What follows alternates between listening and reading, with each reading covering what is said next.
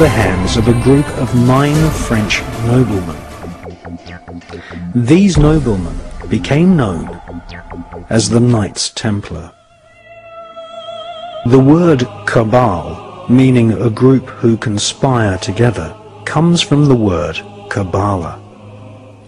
One such cabal, who were to later inspire a whole armada of black magic cults and Freemasonry, were the so-called Knights Templar. They laughingly called themselves the Poor Knights of Christ, but these men were far from poor. They deliberately styled themselves as monks so that they could go about their Luciferian Kabbalistic studies and conduct business without being taxed nor arouse suspicion from the Vatican. The Kabbalistic higher secrets of ritual sodomy, the evil eye, chanting incantations, necromancy, blood sacrifice, and invoking the fallen angels in service to Lucifer fascinated the French Knights Templar.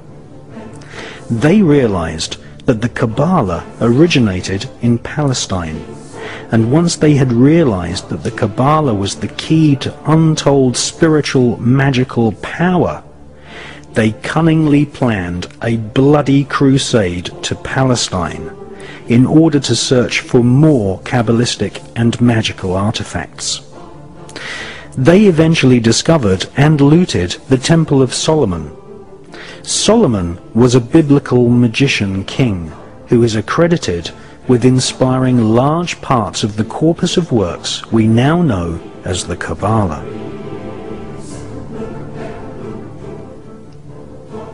The Knights Templar arrived in Palestine with one main goal: to stop the Muslims from gaining any knowledge about the Kabbalah.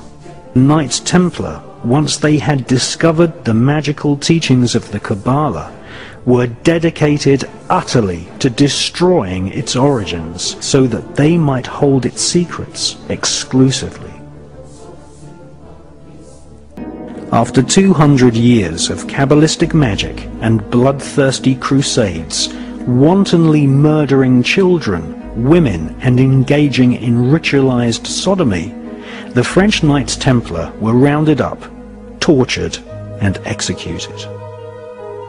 Many confessions told of the Knights Templar monks ritually sodomizing each other, invoking evil spirits, and implanting these spirits into animals such as cats. Various black magic artifacts were confiscated from castles owned by the Knights Templar, including silver caskets containing desiccated heads and skulls. The Knights Templar referred to these heads as Baphomets. They were placed at the center of a round table. Templars would then conduct a seance invoking the spirit of Lucifer to speak through the head. The most damning information exposed them as anti-Christs.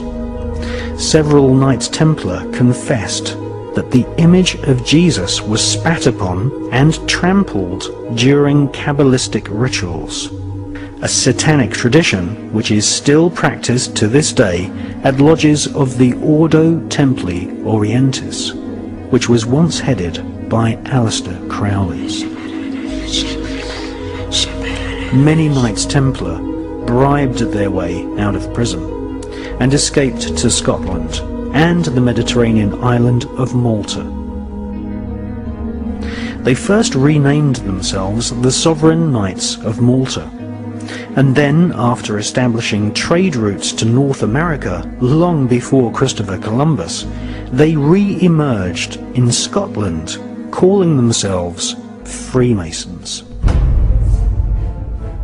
All versions of Freemasonry, Rosicrucianism, the Skull and Bones, the Palladian Rite of Freemasonry, Co-Masonry, Scottish Rite Masonry, the Ku Klux Klan, and Crowley's Ordo Templi Orientis are derived from the original Kabbalistic rituals of the Knights Templar.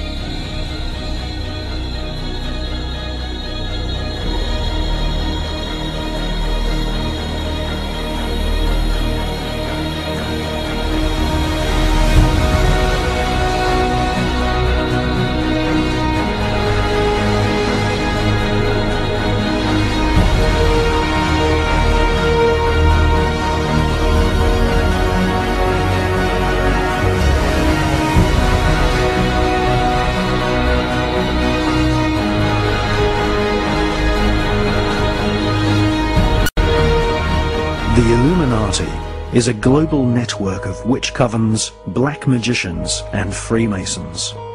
They use a secret code of numbers and words to communicate the plan to one another. They hold rituals right in the heart of the British Parliament and Washington, D.C. The Illuminati have designed the United States as the headquarters for their barbarous plan to bring about the apocalyptic prophecies of the Antichrist. I don't have a lot to respond except the fact that I am past master of my lodge and a Freemason. I'm very proud of the fact, and I think it's interesting to listen to a debate that says that points toward Freemasonry as an occult when 36 of the 50 signers of the Declaration of Independence, all of the generals in Washington's army, and everyone who's participated in the Revolutionary War were basically Freemasons. And if you look at how the foundation of the country was put together, it's on Masonic principles. So I think it's certainly an interesting debate that's probably not appropriate in this public forum, but I would certainly encourage people that have a different viewpoint to study the Freemasonry organization a little closer.